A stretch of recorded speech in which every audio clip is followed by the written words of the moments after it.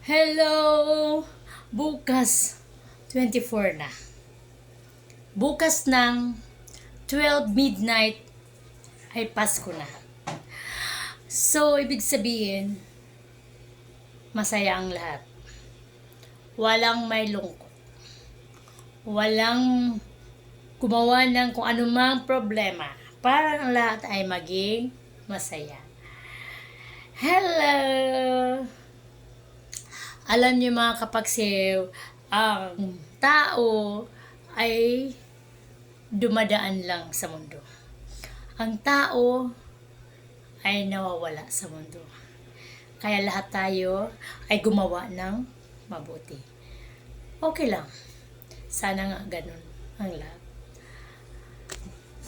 Kaya mga kapagsiw, nakakalungkot, no? Hindi naman lahat talaga perfecto, pero sana nga sa ating mga obligasyon, pag-usapan natin yan, lalo na sa mga utang, natural lang yan.